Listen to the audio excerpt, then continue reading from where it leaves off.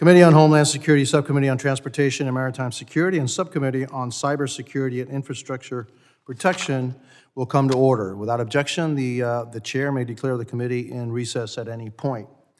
The purpose of this hearing is to examine the potential national security, economic, and resilience risks associated with subsea cables, crucial telecommunications infrastructure. We will also evaluate how foreign actors, particularly China and Russia, can leverage subsea cable infrastructure for espionage, coercion, and sabotage, and explore legislative and policy options to strengthen subsea cable resilience, enhance public-private partnerships, and ensure continuity of global communications amid physical or cyber disruptions. I would like to thank our colleagues from the Cybersecurity and Infrastructure Protection Subcommittee for partnering with us for this joint hearing. I now recognize myself for 5 minutes for an opening statement. Good morning.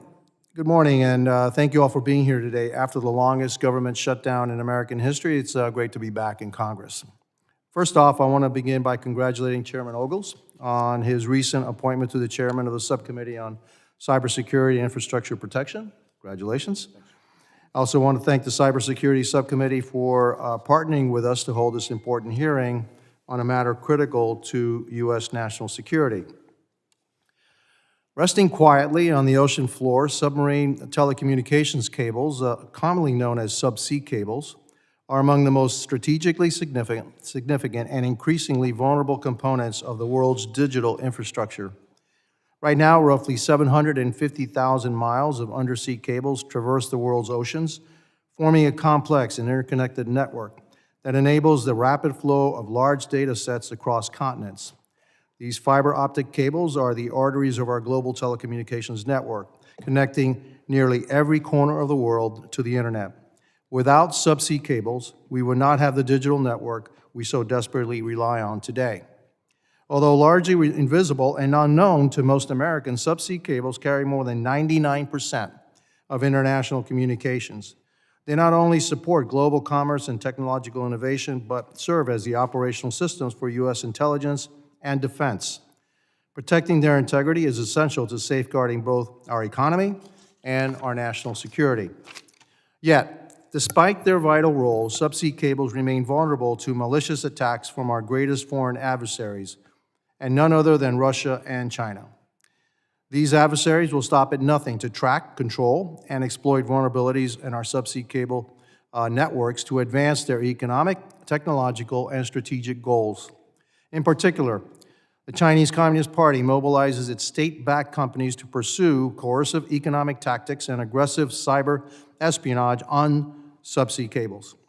As we know, China will stop at nothing to tap, disrupt, or dominate subsea cable systems across the Indo-Pacific and beyond. This is not speculation. It is strategic intent, openly stated through China's civil-military policies and reflected in its global push to build and operate key segments of the world's data network. As such, the subsea environment is an increasingly critical front of the U.S. competition with China. These targeted attacks inflict costly damage not only on our maritime transportation system, but upon the foundation of our global communications network. Subsea cable management has faltered not just through the Indo-Pacific, but across key areas around the globe. If Congress fails to act, we risk allowing an authoritarian adversary gaining unprecedented access to the data flows underpinning our markets, our alliances, and our national defense. That is a risk we cannot accept. Today's discussion will focus on how the United States must lead, not follow, in securing this critical infrastructure. We will hear from expert witnesses on these evolving subsea cable threats and discuss the gaps in U.S. regulatory and national security posture. In this hearing, we should evaluate how the Department of Homeland Security, apart from other federal agencies, could best serve as the lead agency to protect and secure subsea cable infrastructure. I want to thank our witnesses for being here today. Look forward to hearing your insights as to what Congress should consider to best protect this increasingly critical yet vulnerable network of infrastructure.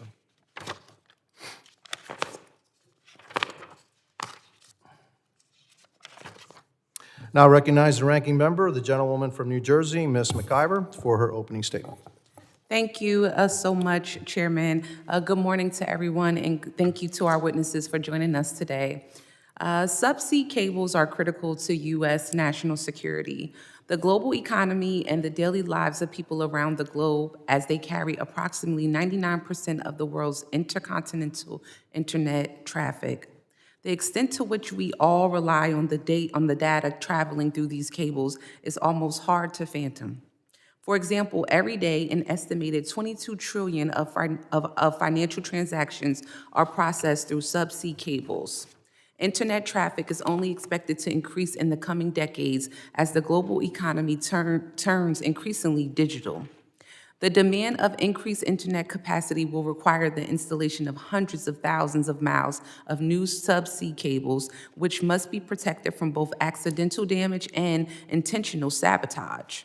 Failing to invest in subsea cable infrastructure, could cede market control to global competitors and adversaries. Likewise, failing to adequately protect these cables could lead to significant adverse impacts to the U.S. economy and national security. Already, Russia, China, and other actors have shown a willingness and ability to target subsea cables, as several cable breaks have been attributed to them over the past few years. In addition, the development of undersea vehicles may decrease the cost of attacks, while the cost of cable repairs remains high. As the U.S. formulates strategies to mitigate threats posed to subsea cables, the Department of Homeland Security must play a critical role. The Subsecurity and Infrastructure Security Agency, or CISA, serves as the sector risk management agency for both the communications and information technology sectors, each of which play a role in the subsea cable environment. Additionally, the U.S. Coast Guard maintains responsibilities for maritime law enforcement and domain awareness in U.S. waters. DHS and the U.S. government as a whole must seek opportunities to increase its ability to deter, detect, and respond to threats to these cables. I look forward to hearing proposals from our witnesses for how the United States can address these pressing security issues. I thank the witnesses again for joining us, and with that, Mr. Chairman, I yield back. Thank you, Ranking Member McIver. I now recognize the Chairman for the Subcommittee on Cybersecurity and Infrastructure Protection, the gentleman from Tennessee, Mr. Ogles, for his opening statement. Thank you, Chairman Menez, and for convening this joint hearing and for your leadership on these critical issues. This is my first hearing as Chairman of the Cybersecurity and Infrastructure Protection Subcommittee, and I appreciate the opportunity to begin this work with a topic that carries enormous consequences for our national security and for the ability of the modern economy that we depend on. Today, we're examining the security of the subsea cable systems that carry the vast majority of the world's international data. These subsea cables stretch across the ocean floor in nearly every corner of the globe. They deliver the connectivity that supports the daily operations of the United States government, global financial markets, cloud services used by businesses and families, and the data that powers an expanding artificial intelligence ecosystem. Without them, the modern world would slow to a crawl. Yet they often receive the attention only after something goes wrong. Recent events have shown how exposed the infrastructure truly is. Some disruptions were the result of accidents involving fishing vessels, anchoring, or natural events. Others occurred in areas where foreign adversary vessels were present under questionable circumstances, where investigations raised concerns about possible nation-state involvement. We have seen this pattern not only in the Baltic Sea, but also near Taiwan and in high traffic choke points from the Red Sea to West Africa. Even when incidents are unintentional, they reveal structural weakness in a system the world depends on.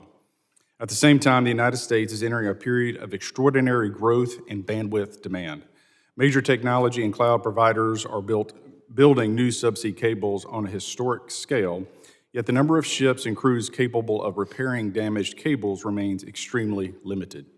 Many regions depend on a single route for critical connectivity. Repairs can take weeks or months. These delays are more than a simple inconvenience. They represent serious vulnerabilities for countries and companies that rely on uninterrupted access to global networks. Foreign adversaries are watching these dynamics closely. The Chinese Communist Party is expanding its footprint, and the construction maintenance, and oversight of global cables in ways that raise serious national security concerns. Russian vessels have engaged in repeated and suspicious activity near key subsea cable routes, raising a clear question about their intent.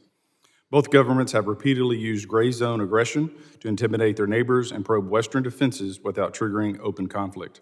Subsea cables present a strategic vulnerability tailor-made for this type of coercion, and the United States cannot afford to treat the threat lightly. This hearing is also an opportunity to examine the role of the Department of Homeland Security in addressing the challenges. DHS should be working with industry to identify risks, share threat information, and support efforts to strengthen resilience. Private companies own and operate nearly every subsea cable that serves the United States. That reality demands close coordination between government and industry and a clear understanding of roles and responsibilities. Today, we will hear from experts who understand the technical, geopolitical, and operational realities of securing this infrastructure. We will examine what the federal government is doing and where improvements are required. We will also seek to determine whether industry has the support and information it needs to protect its networks, and we will consider what actions Congress should take to strengthen resilience, promote trusted supply chains, and ensure that American data is not placed at risk by foreign adversaries. As I begin my time as chairman, I want to be clear that safeguarding the digital infrastructure of the United States will be a central focus of the subcommittee. This issue cannot be pushed aside or left to future Congresses. The security of subsea cables is tied directly to our national strength, our economic resilience, and our ability to operate in an increasingly competitive world. I want to thank our witnesses for being here, for your work on this critical issue. I look forward to your testimony and a thoughtful discussion. Thank you, Mr. Chairman. Thank you, Chairman Ogles, and I want to welcome the two newest members of the Committee on Homeland Security. The gentleman from California, Mr. Fong, welcome, and the gentleman from Virginia, Mr. Wilkinshaw, welcome. Other members of the committee are reminded that opening statements may be submitted for the record. I am pleased to have a distinguished panel of witnesses before us today on this critical topic. Pursuant to Committee Rule 8C, I ask that our witnesses please rise and raise their right hands. Do you solemnly swear that the testimony you will give before the Committee on Homeland Security of the United States House of Representatives will be the truth, the whole truth, and nothing but the truth, so help you God? Let the record reflect that the witnesses have answered in the affirmative. Thank you, and please be seated. I would now like to formally introduce our witnesses. Dr. Matthew Kronig is Vice President and Senior Director of the Scowcroft Center for Strategic and Security at the Atlantic Council. He is currently a professor at Georgetown University and a commissioner on the Congressional Commission on the Strategic Posture of the United States. Previously, he served in the Department of Defense and the intelligence community under Bush, Obama, and Trump administrations. Tim Strong is Chief Research Officer at Telegeography, an industry-leading telecommunications data provider known for independent analysis. His responsibilities span across telegeography's research practices, including network infrastructure, bandwidth demand modeling, cross-border data flows, and pricing of telecommunications services. Alexander Botting is an international policy expert with experience leading technology and cybersecurity advocacy efforts in more than 50 countries across 5 continents. He previously served as the U.S. Chamber of Commerce Director for Global Regulatory Cooperation, where he led initiatives on cybersecurity, emerging technology, and digital trade practices. And Kevin Frazier is an AI Innovation and Law Fellow at the University of Texas School of Law, focusing on artificial intelligence, technological innovation, and regulatory structures. His publications appear in leading law journals and major policy outlets such as Lawfare Reason and the MIT Tech Review. I thank each of our distinguished witnesses for being here today. I now recognize Dr. Kronig for 5 minutes to summarize his opening statement. Chairman Jimenez, Chairman Ogles, Ranking Member McIver, distinguished members of the committee, thank you for the opportunity to testify on the important topic of foreign adversary threats to subsea cable infrastructure.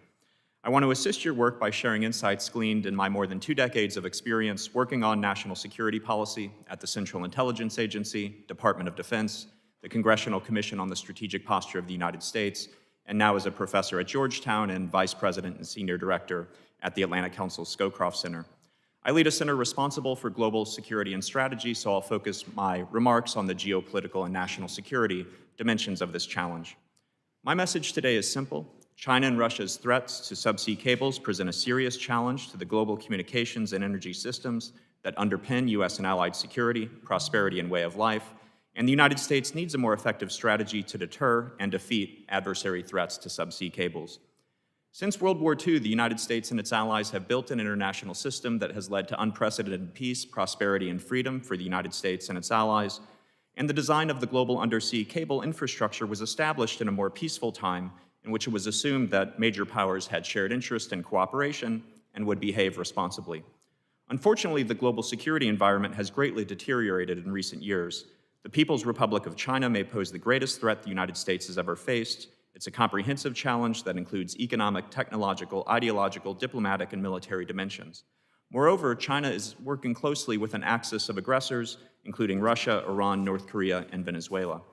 China seeks to dominate the digital infrastructure of the 21st century, including in subsea cables, to provide it with economic, espionage, and geopolitical advantages. China and Russia wage gray zone warfare to coerce vulnerable U.S. allies and partners, and to induce caution in Washington about intervening on their behalf. Tactics in this war include Russia's likely involvement with the bombing of a rail line in Poland just earlier this week, China's almost daily military incursions into Taiwan's territorial waters and airspace, and increasingly the possible cutting of subsea cables. Russian-linked vessels have cut undersea cables in the Baltic Sea in recent years. On Christmas Day last year, for example, an oil tanker crossed the Gulf of Finland, damaging 4 cables. In 2023, Chinese registered ships severed 2 undersea cables, forcing Taiwan's Matsu Islands offline. The island's 14,000 residents spent weeks with limited connectivity. Sending a simple text message, for example, took hours. The United States is not immune. As tensions escalate with Venezuela, a Maduro-linked vessel could drag an anchor off the U.S. coast, cutting cables in shallow water. There's nothing technologically difficult about this scenario. Moreover, as tensions escalate, there is a risk of major conflict with China or Russia, or both simultaneously. In the event of such a conflict, China and Russia could undertake a more systematic and deliberate campaign to sever cables to the United States or its more vulnerable allies. As you mentioned in your opening statements, more than 95% of global internet traffic relies on undersea cables. Attacks on these cables disrupt connectivity, and with it, functioning a modern society, including communications, financial and business transactions, energy supplies, global supply chains, military operations, and daily life in general. Currently, the United States and its allies lack a coordinated and effective strategy to deal with this threat. As a starting point, Congress could task the executive branch with developing a strategy to secure subsea cables.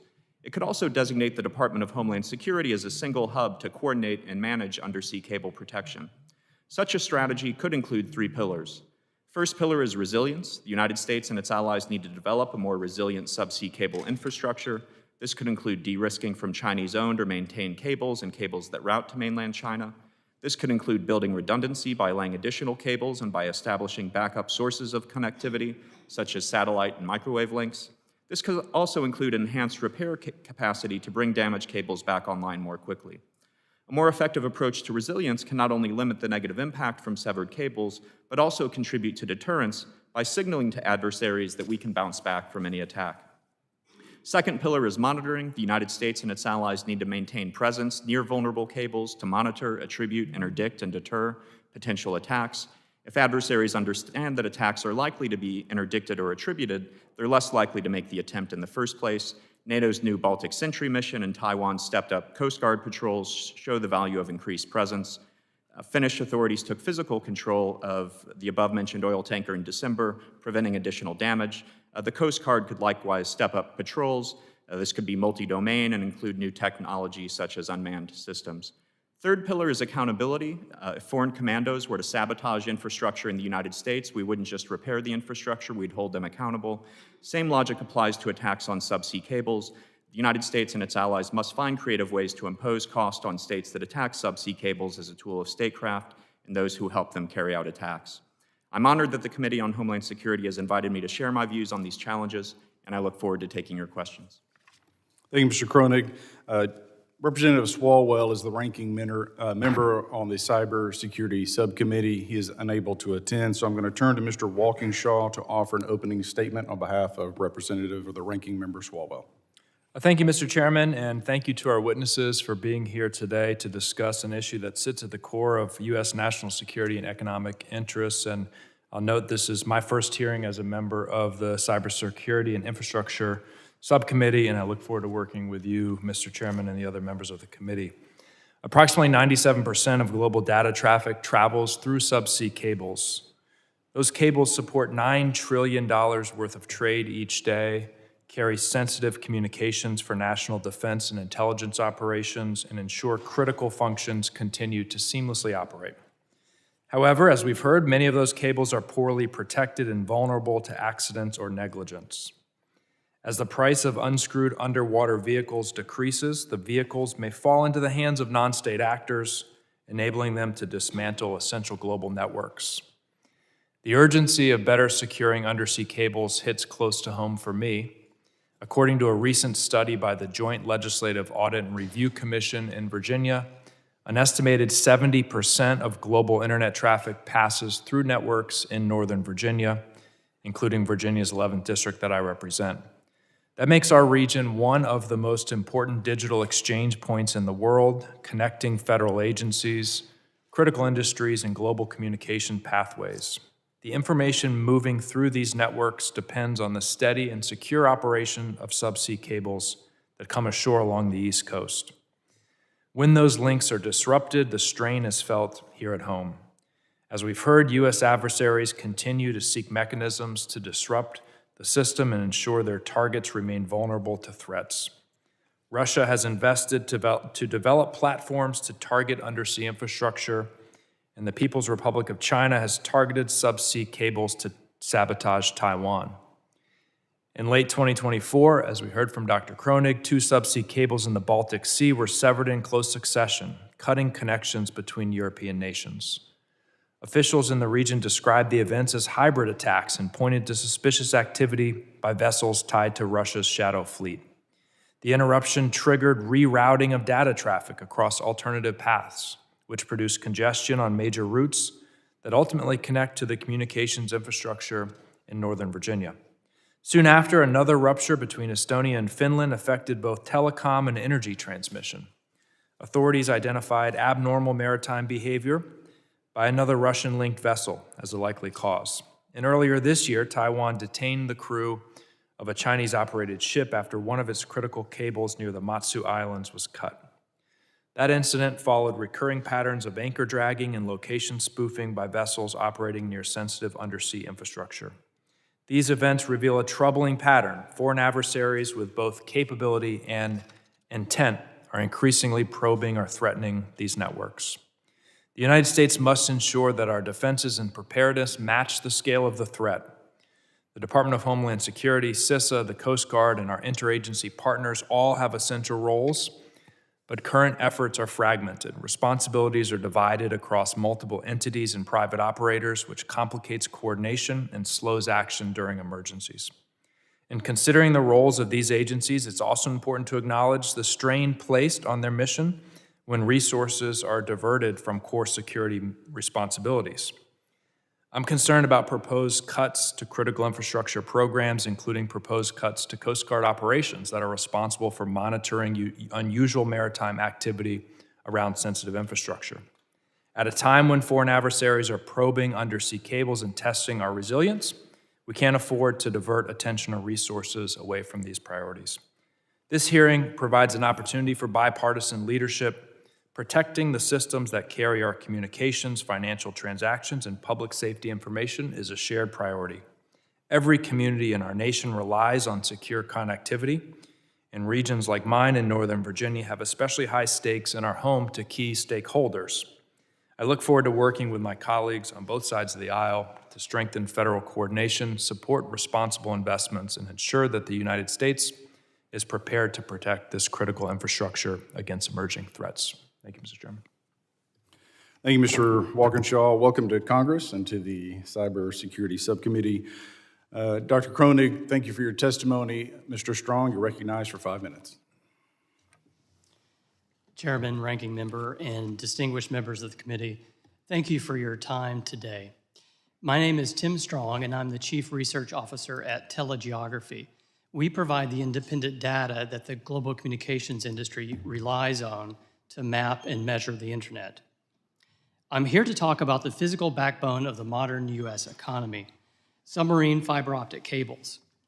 The strategic importance of this network boils down to three characteristics. They are vulnerable, they are critical, and they are irreplaceable. First, vulnerability. I've brought a cable sample with me. Encased inside are thin strands of glass, each about the width of a human hair. And if this looks fragile to you, it's because it is. Individual cables are especially vulnerable to damage from fishing gear and anchor drags. The global network experiences roughly 200 faults every year, an average of 4 per week. Second, criticality. My son Kaz is away at college right now in Connecticut, and one of our favorite ways of staying connected is to share funny videos with each other. Fiber optic networks make that possible. And Chairman Ogles, perhaps you already lay awake at night, fretting over how we must protect our nation's strategic reserve of cat videos. But even if not, it's important to understand that cables carry far more than social media and web content. They are the backbone of global finance. More than $12 trillion in financial transactions flow over these cables each day. Millions of American jobs now depend on access to digital infrastructure. And the US government itself is heavily reliant on commercial submarine cables. Third, irreplaceability. A common misconception is that satellites are a viable one-for-one replacement. They are not. Satellites are a vital backup for mission-essential use, but they cannot replace the sheer capacity and cost efficiency of fiber. Cables carry over 99% of all intercontinental data for a simple reason. The cost per unit of cable capacity is 2,800 times cheaper than satellites. Collectively, these three conditions, physical vulnerability, high criticality, and economic irreplaceability, might seem like a scary mix. But I'm here today with some good news. For a cable operator, the loss of revenue streams during downtime is financially catastrophic. That means that these private companies are already powerfully self-incentivized to secure their cables. So let's return to that vulnerability. The vast majority of those 200 annual faults are accidents. This constant threat has compelled the private sector to invest billions of dollars in a tangible, layered defense. Companies have built dozens of new cables and geographically diverse landing stations to ensure that their data always has a backup path. They've invested in costly cable burial. They are innovating with new detection technology that uses the fiber itself to sense threats. And the industry has funded a global fleet of 24 repair vessels on 24/7 standby. Crucially, the strategies built to defend against routine accidents will also help to secure the network against malicious attacks. However, there are critical gaps where government action is needed. First, designate a single point of contact. We need one federal lead with a dual mandate to shepherd new cable projects through the permitting maze and to build a coherent national strategy for resilience. Second, strengthen deterrence. Current penalties for cable damage date back to an 1884 treaty on telegraph cables, and they are woefully, almost comically, insufficient. Finally, help fast-track cable repair abroad. The global average delay to begin a repair is now a month and a half. Much of that is due to complex permitting in foreign waters. We need a diplomatic push to cut the foreign red tape that keeps repair ships at port. The industry has already demonstrated its deep commitment to cable security. It now looks to government as a partner to help clear the path. Thank you, and I look forward to your questions. Mr. Strong, thank you for your testimony. I too have a young one, or my oldest, away at college, and I do rely on the technology to communicate with her. I now recognize Mr. Botting for 5 minutes to summarize his opening statement. Thank you. Chairman Ogles, Ranking Member McIver, distinguished members of the subcommittees, thank you for the invitation to appear before you today to discuss the critical issue of subsea cable infrastructure security. My name is Alex Botting, and I serve as Senior Director for Global Security and Technology Strategy at Venable, and as a Global Fellow at NYU's Waber Institute for Strategic Competition. For the past decade, I've worked on issues at the intersection of digital technology, telecommunications, and security, promoting policies that will make foundational digital technologies more secure. Over the past 2 years, I've devoted considerable time to the issue of subsea cable security, and recently authored a white paper on the topic, Shoring Up Subsea Cable Security. My full testimony incorporates the key findings and recommendations from that white paper. If I could leave you with just 2 takeaways from today's hearing, they would be that 1, redundancy is resilience. If cables are abundant and repairs are swift, the impact of any incident is limited. This in turn significantly reduces the incentive for our adversaries to engage in sabotage. Accordingly, we should pursue more efficient and transparent approvals processes for laying and repairing subsea cables, while of course maintaining high security standards. Second, our investigations into disruptions to subsea cables today are insufficient. Roughly 70% of subsea cable disruptions are caused by human activity.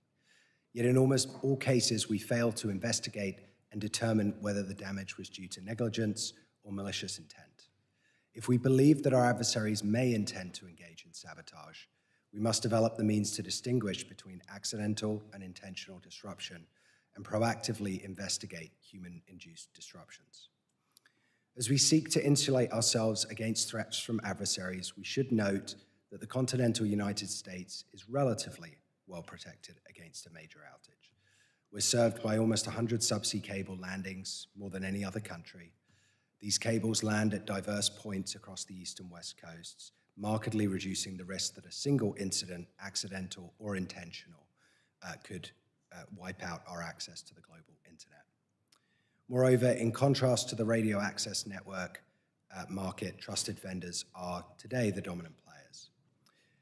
But because subsea cables are part of a globally connected ecosystem, and because our force projection depends on deployments beyond our shores, it's critical that we work not only at home, but with international partners to promote the implementation of best practices in those countries and enhance one another's understanding of the threat environment. Subsea cables underpin the global internet, and in an era where critical infrastructure is increasingly networked, they are foundational to the operation of critical services upon which Americans rely every day. Given their criticality, we should not take today's security for granted.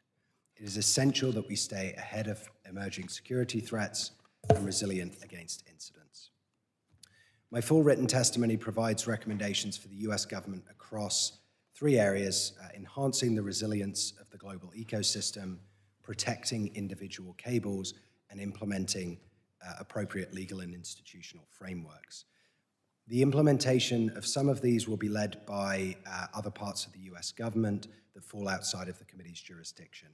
So I'd like to draw your attention to 2 specific recommendations which the Department of Homeland Security would be well positioned to lead as a member of Team Telecom and the Sector Risk Management Agency for Communications, IT, and Maritime Transportation.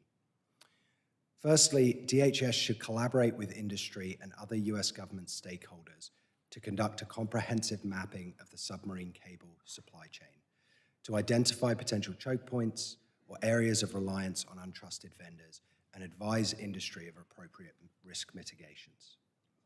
Secondly, DHS should manage a proactive two-way threat intelligence sharing mechanism with trusted cable providers and vendors to preempt potential attacks and support the evidentiary body needed to prosecute criminal activity. I hope that the committee will consider and implement these recommendations, which will better position us to address threats to subsea cable infrastructure as they arise from foreign adversaries. Thank you. Thank you, Mr. Botting, for your testimony, and I recognize Mr. Frazier for 5 minutes to summarize your testimony. Chairman Ogles, Ranking Member McIver, and distinguished members of the subcommittees, thank you for the opportunity to testify. My name is Kevin Frazier. I'm the AI Innovation and Law Fellow at the University of Texas School of Law and a Senior Editor at Lawfare. I study how the U.S. can realize the full benefits of AI. As the chairman noticed, a robust undersea cable system is an essential part of that mission and therefore a target for our adversaries.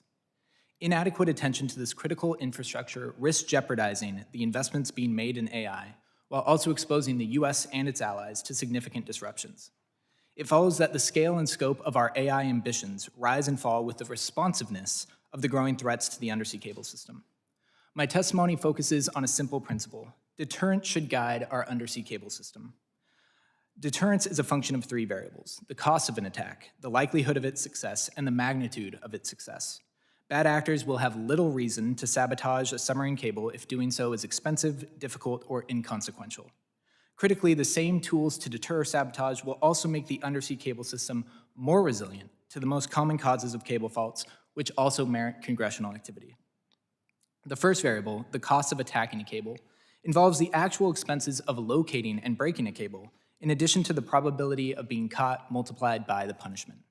New technologies, such as autonomous undersea vehicles, will decrease the costs of attacks.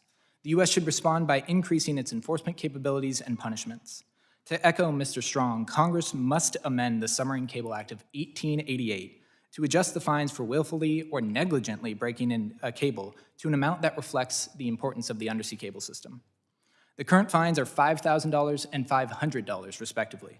It's cheaper to break an undersea cable than to go on a holiday trip to Europe. In contrast, New Zealand imposes a $150,000 penalty on any person who breaks a cable, regardless of their intent. To increase the odds of detecting parties, Congress should condition any subsequent cable landing licenses on the cable operator implementing the latest sensing technologies or paying a fee to support the Coast Guard's ability to track ships, submarines, and AUVs. These 2 straightforward steps will alter the calculus of bad actors, who often turn to commercial vessels to carry out attacks on their behalf.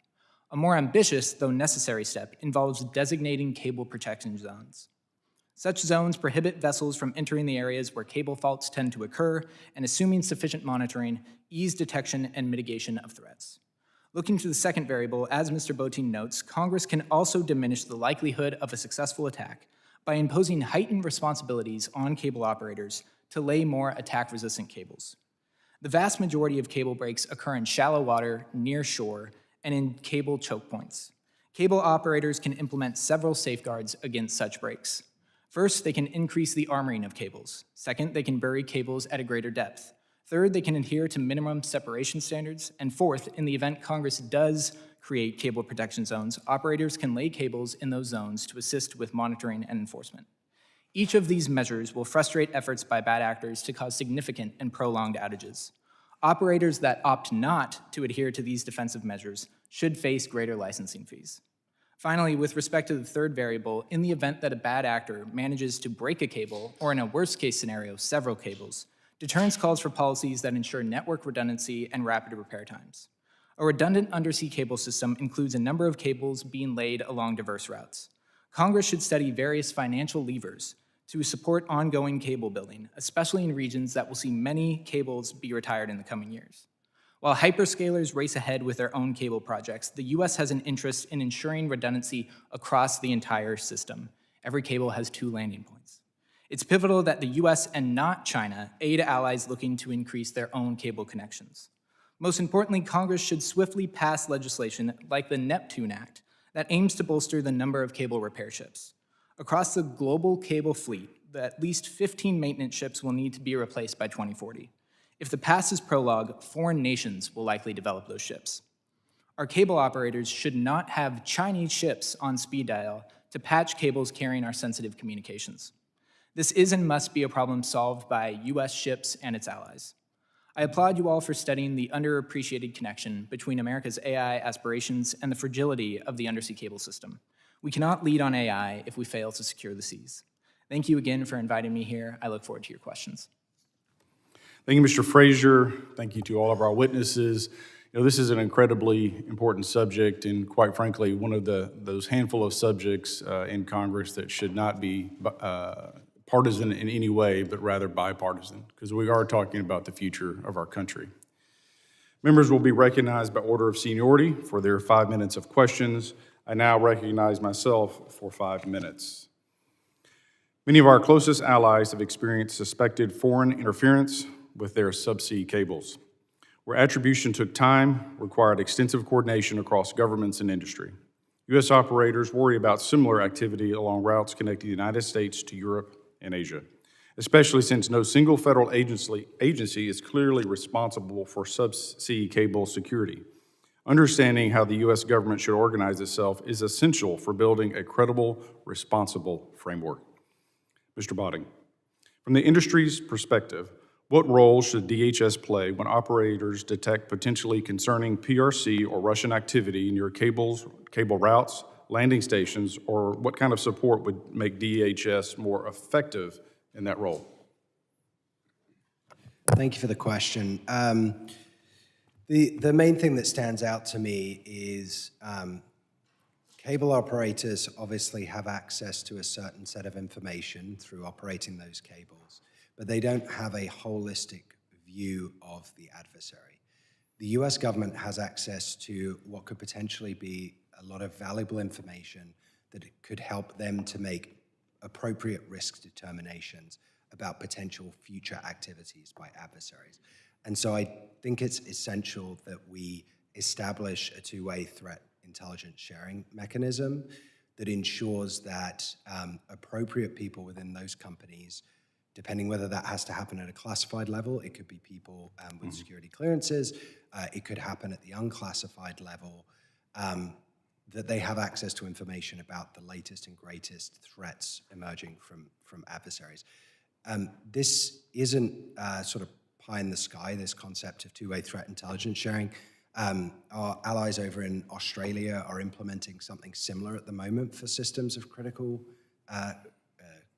SOCI, systems of critical infrastructure, I believe it is. Anyway, they are requiring that companies report incidents, but also creating a mechanism for voluntary sharing of information by critical infrastructure into the government, which the government can then enrich with their own intelligence and share back out with critical infrastructure so that they are responding to the latest and greatest intelligence as far as the threat profile. For me, that is one of the key things that DHS specifically, I think, would be well positioned to facilitate. And it should be noted, we have similar type of cooperative agreements with nation states, whether it be the Five Eyes, Seven Eyes, 14 Eyes groups. Obviously, these are private companies, and so different protocols would be needed, but that being said, your point is well taken. Dr. Cronin, based on recent cable incidents in Europe, what lessons should guide U.S. planning for attribution, public communication, and multinational coordination when foreign interference is suspected? Well, thank you, Mr. Chairman. And I am struck by the commonality in the recommendations across the panelists. And first, how greater resilience can help to protect these cables and also to deter. If adversaries know that any attack is going to cause minimal disruption, that should reduce their incentive to do it in the first place. Second, attribution. As was pointed out, often we don't know who's responsible. Even in these cases of the Chinese attacks against Matsu Islands and these recent cases in the Gulf of Finland, questions about was this intentional, was it deliberate or not, and so having better information to attribute the source and of the attacks would be helpful. And then third, an ability to hold those responsible accountable. In this case of the Gulf of Finland, Finland tried to prosecute the seafarers and the Finnish courts throughout the case, and so if there's going to be no consequences for these kind of attacks, it obviously makes it easier for adversaries to continue. So I think those are the three areas where we need to focus. Well, Mr. Strong, we've seen where these disruptions have an immediate impact, but yet the recovery period is often slow, laborious, and then attribution is a problem. If the PRC or Russia disrupted several U.S. connected cables simultaneously, what sectors would experience problems first? What are the challenges? And what kind of repair ship capabilities, availability do we have? And you've got about 30 seconds, sir. Thanks for the extra challenge there. The United States is connected right now by 97 cables. We're really blessed as a nation to have such resilience. If there were purposeful cuts to some of these cables, it likely would not be felt or even noticed by most Americans. It would take an incredibly concerted effort to simultaneously cut enough to cause noticeable damage. I could say more later. We'll get back to it. I now recognize the ranking member, the gentlewoman from New Jersey, Mrs. McIver, for her 5 minutes of questions. Thank you so much, Mr. Chairman, and good job, Mr. Strong. That was right on time. Mr. Frazier, thank you so much for your testimony. It's clear that a failure to safeguard subsea cables could result in significant economic, political, and technology instability for the United States. Can you provide some great suggestions? You've already provided some great suggestions for improving our defenses of these cables. In your view, what is the one critical step that Congress can take to mitigate these risks? Well, thank you for the question, Ranking Member. I think the first thing we need to focus on is the cable landing stations. We don't talk as much about the dry plant aspect of the undersea cable system. This is in reference to everything that's not underwater. But these cable landing stations are often in places like Valdez, Alaska, and Bandon Dunes, which is great for golfing if you live in Oregon, but easy to attack if you're looking to sabotage the nation's submarine systems. So I think an emphasis on securing these cable landing stations is of the utmost importance because, as Mr. Strong pointed out, we have a heck of a lot of them, which also means we don't necessarily have the physical security and cybersecurity mechanisms in place to safeguard each of those isolated stations. Thank you for that. And I would open it up to each of the witnesses of what you think the number one step Congress could be taking at this point. Whoever can jump in, it's fine. Well, I think one that's maybe most relevant to this committee is the role that Department of Homeland Security and the Coast Guard can play. And we don't like fragmentation in national security policy. We saw the dangers of fragmented intelligence before 9/11. And right now it seems like there are several different parts of government that have some responsibility here. So I think making Department of Homeland Security a coordinated hub to address this challenge could make sense. And then also, Congress, you can mandate that the executive branch develop strategies to deal with an issue. I would recommend that you task the executive branch with coming up, and Department of Homeland Security coming up with a U.S. government strategy for dealing with subsea cable security. Thank you, Mr. Carlin. So I think some of the things we've talked about so far are essentially reactive or in nature, very defensive posture. I think we also need to think about being proactive, and that follows on with what you just said, Matthew. I really love learning about cables, but something I'm even more passionate about is college football. I don't know if any of you are representatives are big football fans, but the one thing I hate is when my team pushes past the 50-yard line, stalls out with the 4th and short, and what do? They punt. To win the game, you have to score points.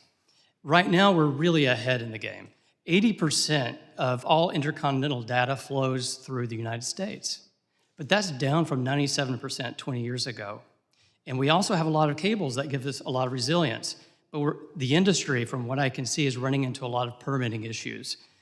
The permitting time in the last 5 years has greatly gone up, dealing with Team Telecom. If it becomes too difficult, the industry may choose to start routing to other places in North America. Canada and Mexico are viable options. As an American citizen, that scares me. I think what we do need is one agency that is a champion of cables, not in their own right, but realizing that cable security is national security. We need more resilience and someone in the executive department that will help usher through these new innovative plans. Thank you. And I'd like to reinforce that point. A specific statistic, I believe the time for cable approvals has gone from around 1 year, around 12 months, to about 3 years. We are seeing fewer and fewer entities willing to invest in subsea cables globally, to a point where today it's a small handful of companies, typically the sort of hyperscalers, who are laying cables. In that environment, we are not driving towards abundance, and abundance is our real strength here. If we have more cable capacity than we need, then we can afford to have incidents on individual cables, and we reduce the incentive for adversaries to engage in sabotage on those cables. So completely agree. I think some level of reform and greater efficiency and creating a single point of contact around that is very important. Wow, thank you so much for that. With that, Mr. Chairman, I yield back. Thank you, Ms. McIver. I now recognize the gentleman from Texas, Mr. Luttrell, for his 5 minutes. Thank you, Mr. Chairman. Mr. Strong, make sure I close out with you on that permit conversation, okay? Mr. Body, shoring up and securing our cables at the classification level we have in this room currently, which is not one, so our conversation is going to be kind of delicate here, okay? I have not read your publication yet, but I'm looking forward to doing that. Can you explain to me what you mean by that? My colleague sitting to my right now have a fair bit of experience with undersea cables from our previous career, so I'm very interested in what you're about to tell me, I think. Sorry, I missed the question. You said shore up and secure. I want to know what you mean by that. When it comes to undersea cables and capabilities, because I can appreciate depth of water, I can appreciate depth of the cable underneath the water, but inevitably it always gets shallow and it's touchable. Yes. Now, we talk about cable security when we talk about breaking or cutting. That's the easy part. There's a lot of other things that exist that are far worse than that. So my question is, how do we prevent that from happening? And that question is in terms of cable tapping, or it's in terms of, yeah. We can go into that a little bit, I think, but at a higher level. So, I mean, as I would look at the risk profile to cables, I think cuts is the biggest concern in terms of frequency of what occurs. Well, I think the long-term damage is a lot worse if it's tapped, but that's my personal opinion. Sure. So, I mean, happy to walk through that because, like you, I would look at that as something our adversaries would very much like to do. There are challenges to it. If you take a cutting-edge cable today, like the Grace Hopper cable, which goes across the Atlantic, that'll generate 352 terabytes per second of data, I believe. Over a year, that is about as much data, I believe, as the whole mobile internet usage globally. So it's a vast, vast amount of data. You would need to tap that cable without creating a detected anomaly, right? Because people are monitoring in theory at either end. But let's say they can do that. You've then got to siphon that data off. So you've basically got to lay your own subsea cable to siphon that amount of data off. And you've then got to store it somewhere in data centers that we did a bit of back of the napkin kind of estimations would probably be, those data centers would take up several times the size of a Central Park or something like that. And it could be as much as, say, a third the size of Manhattan. So huge infrastructure, possibly billions of dollars. That's on the new cabling system. Correct, on a new cable. The older cabling system is still in use. Would have less bandwidth going through Correct, it, but also then less valuable to tap because you're getting access to less information. You then have to decrypt that information, which most of the information traveling is encrypted. I guess where I'm going with this is it would take a vast amount of resources to come away with anything useful, and I suspect our adversaries would have other ways of getting to more, I know where you're going with that, but it's where we're not looking is where they're going to go. Potentially. And I can tell you how terrifying being underwater is, right? Yeah. Let me shift real quick on mapping. You mentioned mapping the cabling system for a defensive posture. Is that a good idea? It's not something that, for instance, right now, our cabling system's kind of a spider web or a scatter plot across the bottom of the water, and if you're that specific corporation, you understand where your cables are running. Defensively, I think it would be a bad idea. I can be talked out of this, but if we were to populate what that infrastructure looked like underground, and Mr. Fraser, you mentioned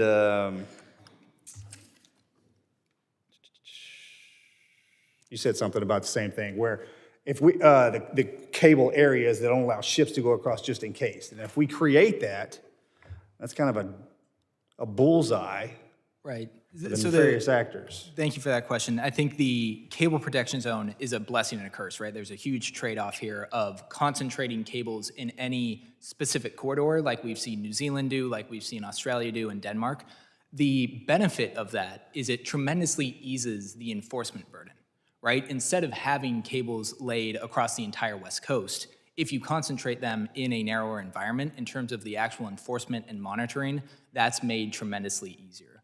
But of course, that does raise... Yeah, I think there's a good and a bad in there. Right, there's a good and a bad. I think it's important to note, though, that the vast majority of breaks are from anchors, Shallow fishing water, nets, shallow ones. right? Yep, I got Those it. are the issues, and so that's where the real benefit of the Okay, zones Mr. Strong, I got to come back to you. I apologize. Thank you, Mr. Chairman.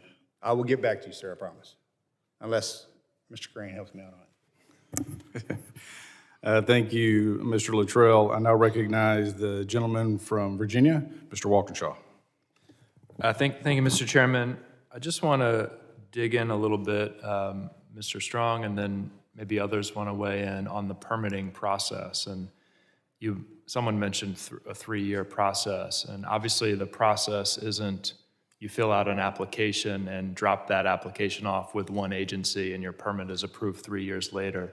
So can you give us the summary of what that permitting process might look like for an entity hoping to lay a new cable? And then I want to try to talk through how could it be streamlined?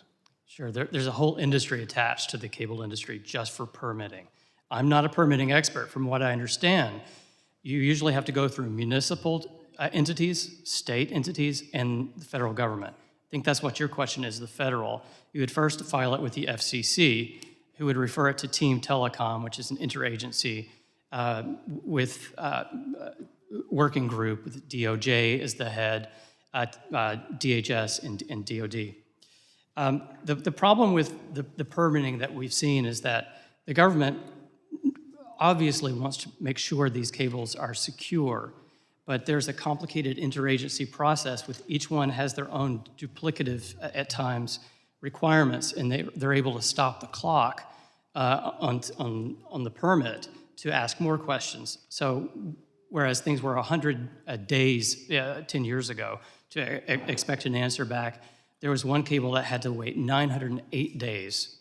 And that injects a lot of risk, economic risk in building these cables. You don't know if the government is not being sort of precise and reliable with its timelines, it's confusing to the industry. And a number of you have recommended DHS as a coordinating agency or entity, and it's your hope that DHS could help more quickly cut through that interagency process to speed things up. Well, I think what we need is an agency that recognizes the need not just to secure a cable, but that securing all cables is what gives us national security. And that means more of a sense of urgency to assist the industry to build more protection. Right now, the DOJ is leading the charge. They require individual cable operators to submit national security agreements, NSAs. These are secret, so anything learned by that cable company can't be shared by other cable operators. It's very confusing. So essentially instead of a coherent national policy, what we have is 1,000 different rules by fiat by Team Telecom. This is at a time when France has a coherent seabed strategy, Italy, Norway, United Kingdom, even Russia does. As far as I can tell, the United States doesn't really prosecute that kind of strategy. And Mr. Frazier, you're chomping at the bit here, I can see, and you've written about, I think it's still a proposed FCC rule. How far would that rule go if adopted, and what other actions are necessary to speed up the permitting process? Yeah, thank you for the question and for the pun, chomping at the bit. Well done. So I think that it's critically important that we look also to the state level here. So most states are operating under delegated authority under the 1953 Submerged Lands Act to exercise control over the 3 nautical miles extending from their respective baselines. Some states have relatively straightforward permitting processes. Some states don't have really any established permit process to begin with. And then you have states like California, which has the California Coastal Commission and the California Lands Commission. Both of them conduct independent reviews at different stages, which add about 2 years to that permitting process. So if I were in your shoes, I think looking at the FCC's common role in narrow preemptions for sort of critical infrastructure development like we've seen in the 5G space is something we could emulate here. Thank you, Mr. Chairman. Thank the gentleman from Virginia, Mr. Walkinshaw. I now recognize the gentleman from Arizona, Mr. Crane. Thank you, Mr. Chairman. I want to say thank you to the panelists for coming. Today in the Homeland Security Committee, we are talking about undersea cables. This isn't a topic that gets thrown around at a lot of dinner tables here in America. And it is actually a very important topic because, as you gentlemen have described in your opening statements, what the vast majority of the data that we send across the world goes through these undersea cables. Is that correct? And satellites can't quite handle the load. Is that correct? If these undersea cables are sabotaged or damaged, right? Now, when I was doing a little research, and maybe you guys can correct me, but while I was doing some research, the research that I did showed that most of these undersea cables, when they're sabotaged or intentionally damaged, are done in shallow water, about 200 feet of water or less. Is that correct? So there are things that we can be doing to make sure that we're protecting this critical infrastructure. Mr. Kronig, can you go into some of the things that we can be doing to protect this critical infrastructure? Yes, and I think we can learn some lessons from how our allies and partners are dealing with this. So we have seen that NATO set up this new Baltic Sentry mission with aircraft, ships patrolling these areas using unmanned systems as well. We have seen a decrease in these incidents since they've started that. So, you never know, is Russia deterred or did they just decide not to attack? But there is a pattern there. Similarly, Taiwan has stepped up its patrols using the Coast Guards in some of these incidents. It seems that maybe the incidents are decreasing. And so I think for the United States, the Coast Guard has a role to play here, and obviously within Department of Homeland Security. So having the Coast Guard do more patrols near vulnerable areas, and my colleagues can speak to this, but there are some areas, Oregon, New Jersey, New York, where there is a concentration where they could focus their efforts. Outside of just increasing patrols, though, Mr. Strong, is there a way to harden these cables and bury them deeper, which make them harder to access? Yes, there is. The industry has undertaken that over the last several years. The standard had been burying at 3 meters, around 10 feet, and now it's going down to 9 meters, I believe, or at least it's tripled. And as the effect of that has been that over time, the number of faults over the last 10 years has remained constant or actually slightly going down.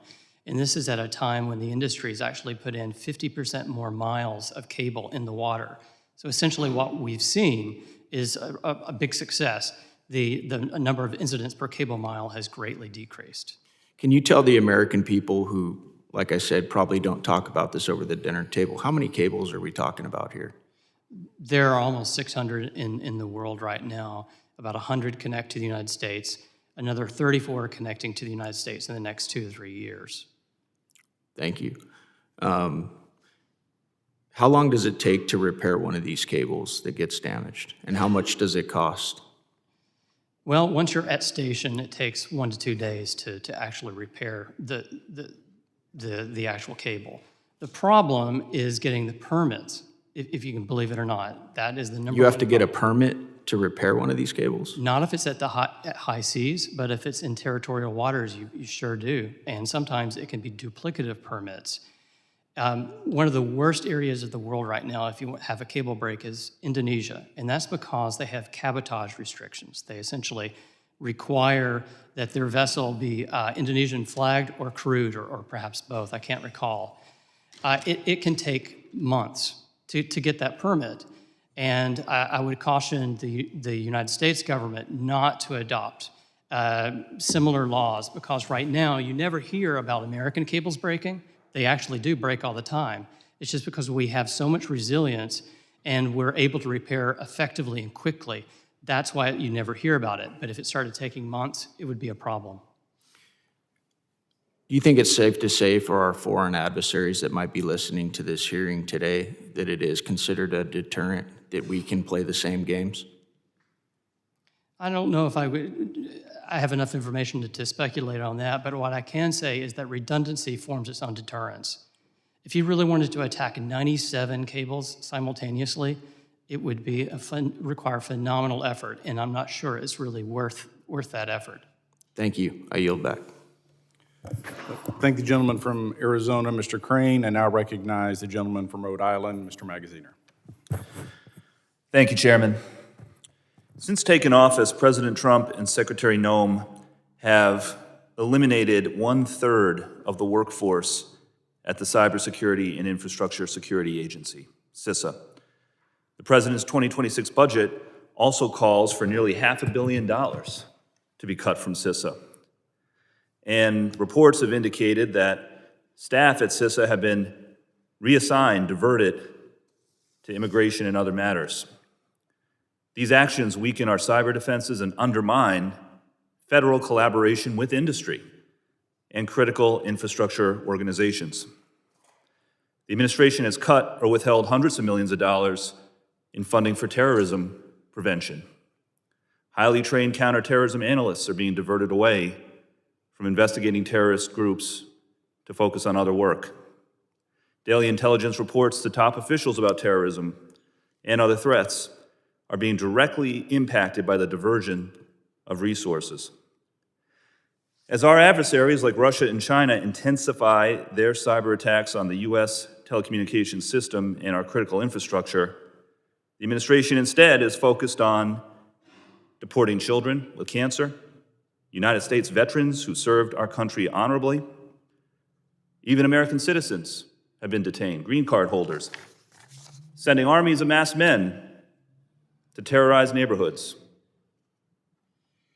A 4-year-old U.S. citizen child with cancer is not a threat to the security of the United States.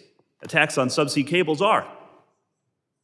So why is the administration diverting resources away from addressing real threats to our telecommunications infrastructure, to other critical infrastructure, and instead focusing on deporting children and grandmothers and landscapers and other people trying to make a living? It doesn't make America more safe.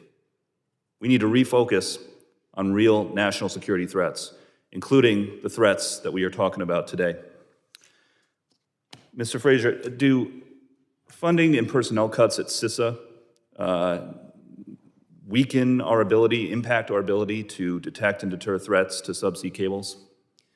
Thank you for the question, Mr. Magazine. I think there's a real need to make sure that we have a workforce that's scaled to the threats we're facing on a daily basis. As we've heard from a number of the panelists, the number of cables is going to increase over time. The interest in upsetting and perhaps tapping into just a fraction of those cables is going to increase. And so making sure that we have a workforce that's able to handle the increased volume and potential attacks is of paramount significance. I'd also note that there are deeper or perhaps even less popular topics to discuss with respect to the workforce efficiencies we're seeing. Cable repair ships, it's not a job you hear a lot about. You don't meet a cable repairman very frequently at Subway or wherever you go. And so making sure that we are training the next generation of folks to staff those maintenance ships is another area of critical importance. Yeah, I'm glad you touched on that. You know, I come from Rhode Island, where we have a growing and thriving industry in underwater technology, including autonomous systems that I think are very relevant in this space, and we need to continue to invest real resources in this area. Again, just to the point of investing to protect ourselves from the actual threats, not deporting kids. I'll ask any of you, I mean, has the administration, I haven't seen it, I'm glad that our committees here, our subcommittees here are addressing this issue, but has the administration communicated to any of you any sort of a comprehensive plan for how the federal government is going to work with industry to address these threats? Yeah, see, you don't have to answer. I think the silence says it all. So again, I mean, this is about making sure that we as a government are focused on where our greatest threats are. And this is one, no doubt about it. I read all of your testimony. I think it's important. I think it's insightful. We absolutely need to be prioritizing this space. And I hope that the administration will listen. With that, I'll yield back. I thank the gentleman from Rhode Island, Mr. Magaziner, and also want to thank your comment regarding strategic planning. And I think this is an important conversation that we're beginning, and remind the gentleman this is just the beginning. And I look forward to working with you on this issue and coming up with real solutions. I now recognize Mr. McKenzie, the gentleman from Pennsylvania. Absolutely. Well, thank you, Mr. Chairman, and appreciate the fact that we are holding this hearing and focusing on this important topic in Congress. And it's very important that we as members don't get sidetracked and chase the shiny objects all the time, instead of actually focusing on the issue that is at hand and right in front of us in a committee like this. So do want to ask the testifiers and the members of the panel here today, what exactly is the role of the private industry participants that are out there, and then their interplay with the federal government?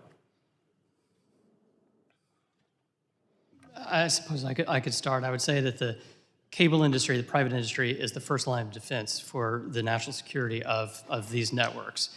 They're the ones who first detect faults. Then they are required to notify the FCC, which shares the information with the Coast Guard and DHS. Then the industry itself is expected to repair the cables, which is what happens. The industry's been around for about 150 years, and it's accustomed to failure. It's a fact. Accidents happen all the time.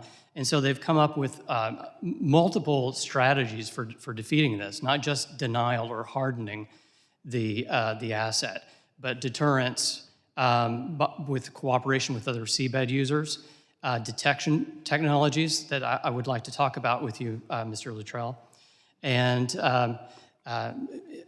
several other strategies as well. Now, the multiple companies that are in the private industry focusing on this type of work, is that what leads to the redundancy and resiliency for America, or is it multiple points of connection, or both? Can we talk about that? It's everything. There are multiple companies, fortunately, so there's a lot of competition in that space. There are multiple cables. There are multiple landing points. And I'm sometimes asked what I worry about the most about a single point of failure. There is no single point of failure. There's no kill switch for the American internet. Trusted vendors are installed for the most sensitive equipment on these cables. But the areas of the landing station has been a concern of the industry. On the US East Coast, just 10 years ago, so many cables were concentrated in the New York, New Jersey area, and they've spent billions of dollars of building landing stations up and down the East Coast since then. Conversely, the West Coast is a potential problem. There's more herding of cables there. There are a lot of national marine sanctuaries up and down the coast of California. They're essentially a no-go zone for the cable industry. And if we were going to worry about a national strategy for resilience, that's an area where there should be some improvement. And so what I'm hearing, though, is that the private industry, that their role in this subsea cable space is actually a huge benefit for us, probably a competitive advantage to other countries around the world that don't have the technology companies that are doing this type of work in this space. So that's something we want to continue to foster. We don't want to impede that kind of private sector activity. But there is, you're saying, a potential space for the federal government to step in. So in a national strategy conversation, is it something that we should be looking at from a government perspective on the whole, or just in targeted areas where there are problems?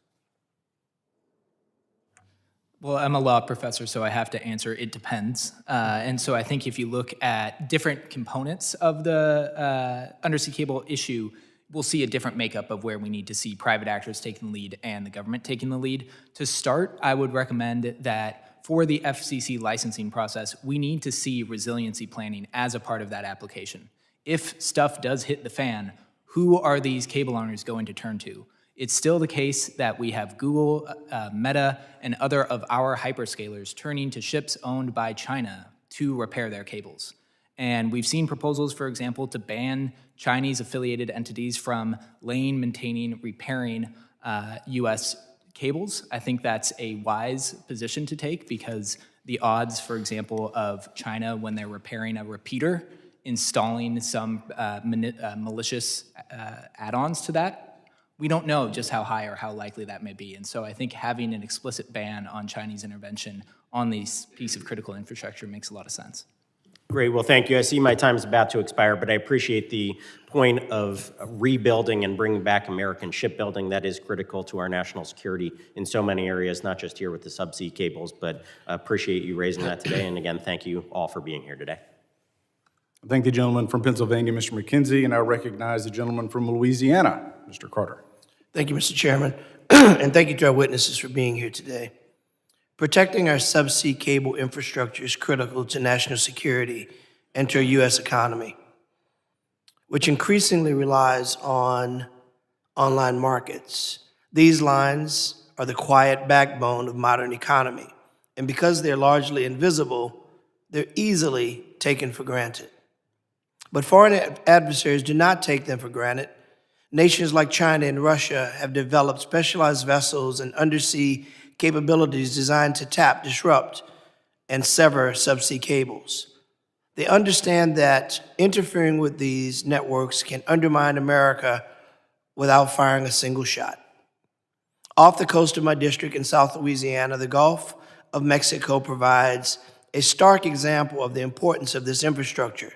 Subsea cables support offshore energy platforms, vessels, and critical industrial operations hundreds of miles from land. A significant disruption could halt production, spike energy prices, and compromise safety systems. That's why DHS must elevate this issue to the top of operational priority.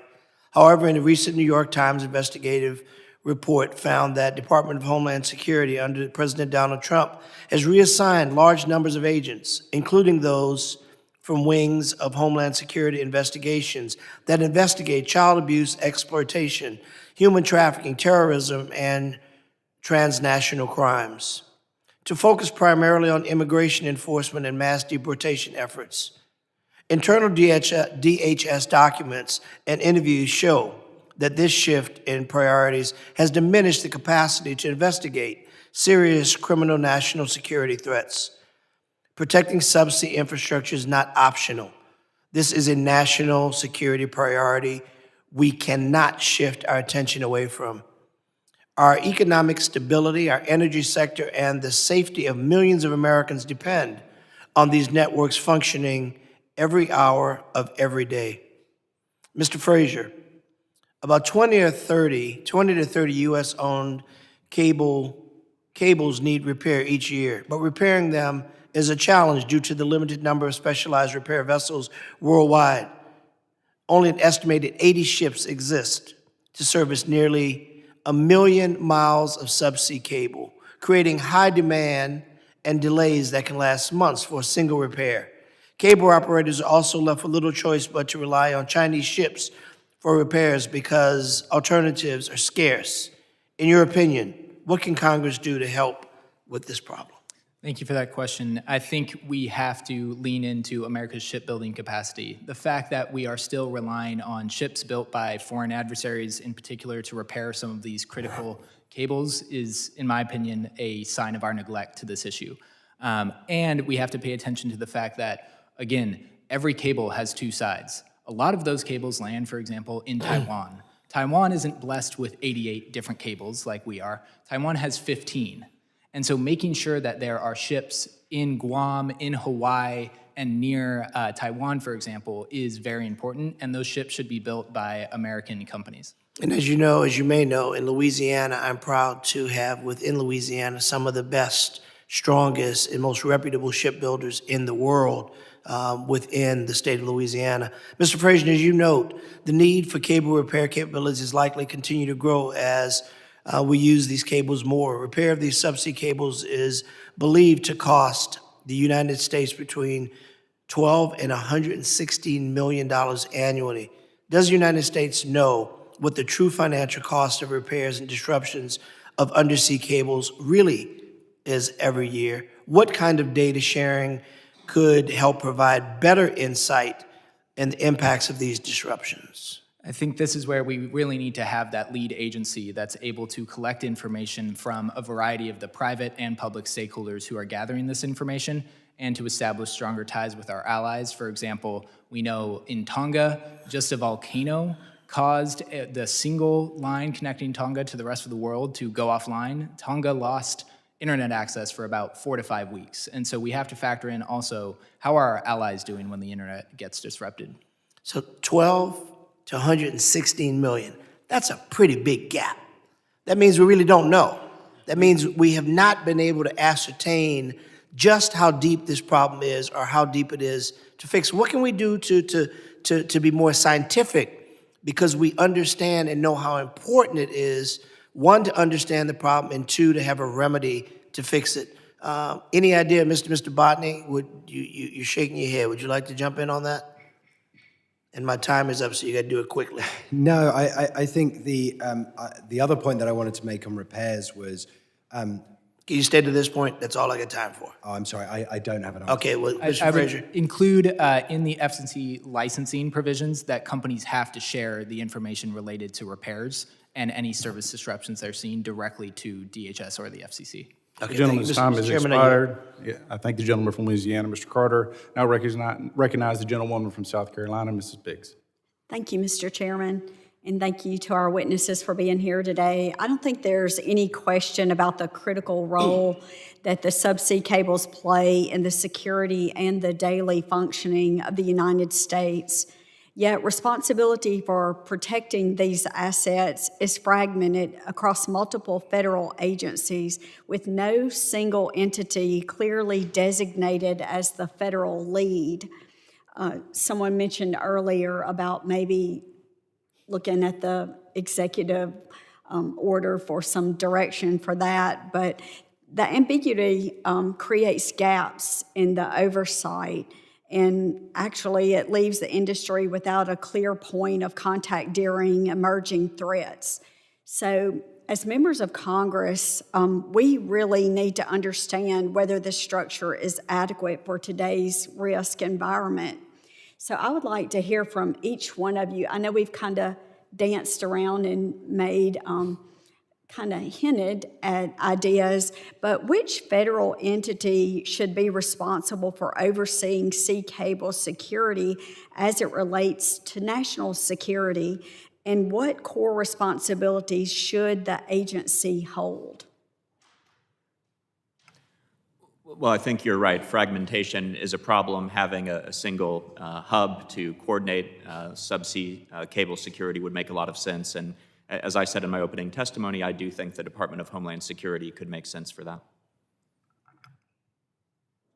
Yeah, I'd say across two specific areas that the DHS will be well positioned. One is, as I mentioned earlier, the two-way threat intelligence sharing to make sure that industry has access to a more sophisticated understanding of the latest and greatest from our adversaries and what they might be intending to do.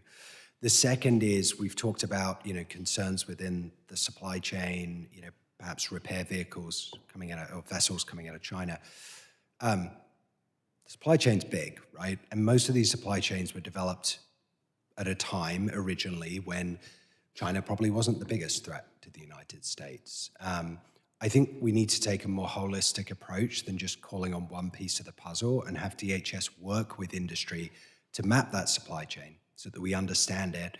We understand where China may have access in other parts of the supply chain, and if that poses a risk, then we propose mitigations for solving that.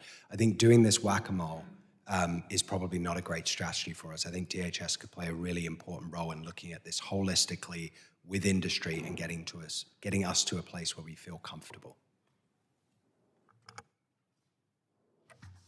Well, talking to people in the industry, I don't think they have a preference. They just want someone who knows what, who knows what the strategy is and can prosecute it. DHS has been proposed a few years ago. A member of Congress I know proposed that NTIA take over leadership of Team Telecom. That could also work. But what we do need is something that, as you said, is a holistic approach. Right now, I think supply chain mitigation is really well managed. Team Telecom has done an excellent job at that. Also, other strategies that would fall under the denial curtain of strategy of making sure that cable landing stations are hardened and then they're not letting in potential bad actors. That's already well covered under Team Telecom provisions. But that's only one aspect of protecting cables. To have actual deterrence, you need to have a policy to prosecute companies that are damaging cables. You need to allow the industry to innovate with detection technologies. And most importantly, you need to promote physical diversity of these cables. Right now, I'm not really seeing that a great deal. DHS did put out a study a couple of years ago promoting this idea, but as best I can tell, nothing's really happened on that. And I'll echo much of the same sentiments as my colleagues here. I do think the DHS can play a lead agency role in a lot of these domains. One in particular that I would encourage you all to think creatively about is you all have sponsored in the cyber domain bug bounty programs, for example. I would love to see a boat bounty program where we identify members of the shadow fleet. I think you can get a lot of folks who would be excited to help identify Russian ships flying under flags of convenience. And I would also encourage DHS to really lean into its role in terms of national emergency planning to assist in contingency plans in this domain. Well, thank you very much for your insight on that. And with that, I yield back. Thank the gentlewoman from South Carolina, Mrs. Biggs. We did run out of time with you, Mr. Carter, so I recognize the gentleman from Louisiana, Mr. Carter. Thank you, Mr. Chairman. I've got one quick question for each of our panelists. The reconciliation bill, which passed this summer, included billions of dollars in funding for DHS agencies responsible for detecting, deterring, and responding to threats to subsea cables. How should these agencies utilize these funds better to protect subsea infrastructure? Thank you, sir, and going back to one of my previous points, I think making sure that the Coast Guard has the resources it needs to do patrols is an important piece of the answer. I can't speak to the actual capabilities and whether they've been degraded or not, Representative Carter. But I do know that in other countries it's been shown that I didn't suggest it would degrade it. I said there was additional funds that have been allocated. How can we better use them to ensure that we're protecting subsea infrastructure? Thank you for that clarification. I was thinking of your earlier question to another witness. What we have seen is in other areas of the world is that aggressive deterrence by military or police activity really makes a difference. We've seen that in the Baltic. There was a huge media frenzy about cable breaks in the Baltic. Finland, Sweden, and Estonia really stepped up efforts, and since then, there have not been any cable breaks. That's anecdotal, but it's possible. The actual last cable that has experienced a fault in the Baltic Sea was a Russian military cable. We've seen the same thing off the coast of Taiwan. Okay, so I don't want you to miss this great opportunity. I'm saying you just got a whole lot of money, and we're asking you to help us spend it.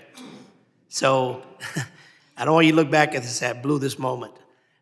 We want to make sure we hear from you, policymakers who are appropriating money to make sure that we're doing and hitting the spots that you think as experts need to be hit.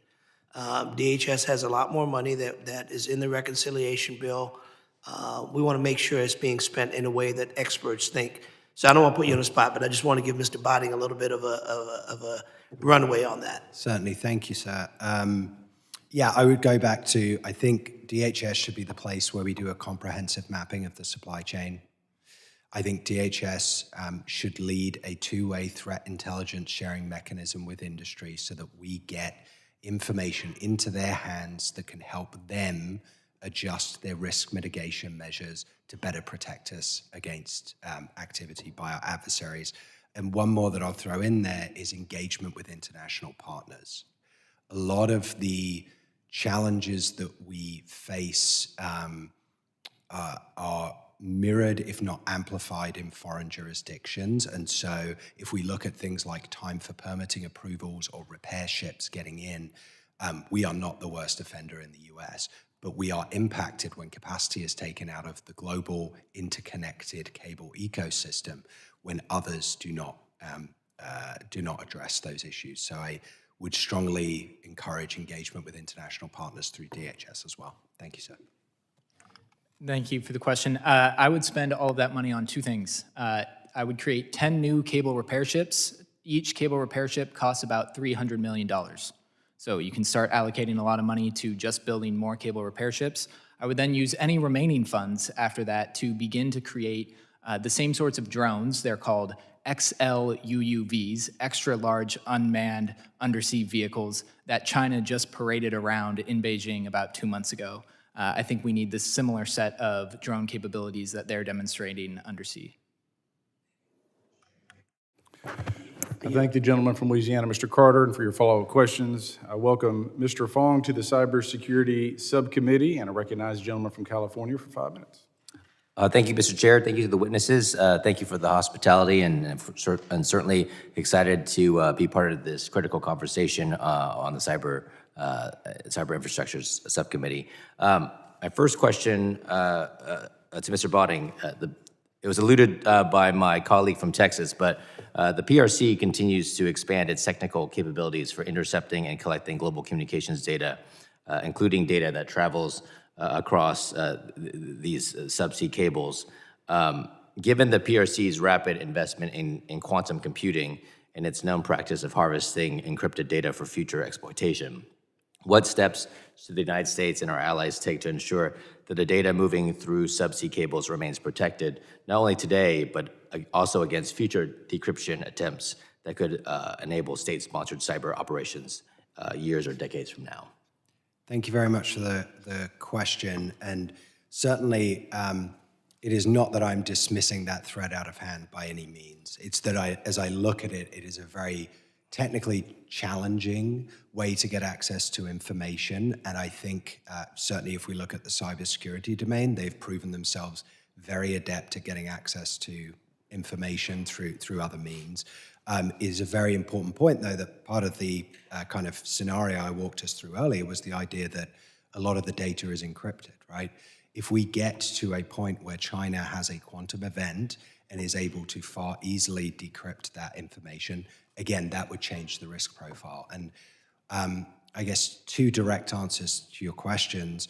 One is we need to be ready to make that transition so that our financial transactions or other sensitive data are being transmitted with quantum-resistant algorithms ahead of the point in time when China is able to decrypt it. So that is an important thing that we drive forward. I think that needs to happen primarily with the data owners, not on the cable itself, because if it's on the cable itself, then you create a single point of failure in the system, where if they tap it on a terrestrial cable, it's not encrypted. If they tap it on the subsea cable, it is encrypted. And so you just redirect their efforts somewhere else in the system. It needs to be encrypted before it's sort of traversing the cables and the global ecosystem. So yeah, I think that is something that's important for us to work on and that this committee could potentially help to drive forward. Thank you very much. To Mr. Strong, over the past 2 years, and it's been alluded by some of the other witnesses, several cable breaks near Taiwan have demonstrated how vulnerable the region's communications infrastructure is to both accidental damage and deliberate interference. And these cable systems, as mentioned, not only carry Taiwan's domestic internet and phone traffic, but they also carry and support a substantial volume of transit data that moves between the United States and key markets in Asia. If the PRC intentionally disrupted cable segments near Taiwan, what would the immediate effects to the United States be? What would we experience in terms of slowed cloud services, delayed financial transactions, and interruptions to routine commercial data? And based on your industry insights, how quickly could alternate cable routes and backup systems realistically absorb the sudden shift in traffic without causing instability across U.S. networks?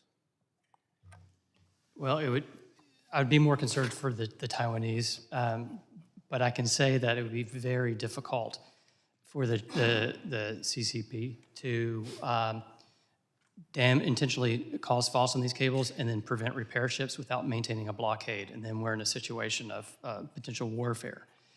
In terms of the effects on the continental United States, I wouldn't say necessarily minor, but only a small proportion of trans-Pacific cables is routed through that area. Japan is a much larger hub for us through the Pacific, and there are a lot of new cables going in on a southerly route to provide more physical diversity. Okay. And I have to ask you, Mr. Strong, you mentioned California-specific challenges in one of your previous answers. And being a Californian, now on this committee, I want to, I guess, allow you to expound on what those California-specific challenges are. Sure. The way as I understand it, the normal permitting process for going through U.S. territorial waters is applying for a permit with the U.S. Army Corps of Engineers, and that's pretty well founded in both for installation and quick repair. It generally has not been a huge problem. However, NOAA is the administrator of the National Marine Sanctuaries. They have, instead of a 25-year license, as the FCC does for normal cables, they would only have a 5-year license. And it's not known by cable operators of how quickly they would react to an emergency repair. So essentially, the cables have completely routed around that area. And as a result, if you look at a map, they're all squeezed into a few landing stations in California, Oregon, and Washington.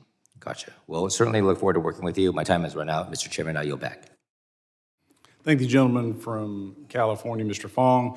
I have a couple of follow-up questions, but before I do that, I'd like to recognize the gentleman from Texas, Mr. Luttrell. Thank you, Mr. Chairman. Currently, how do they find the breaks in the cable system? Are they pinging it with a sonar, side scan sonar, underwater unmanned vehicle, or are they tracking through repeaters?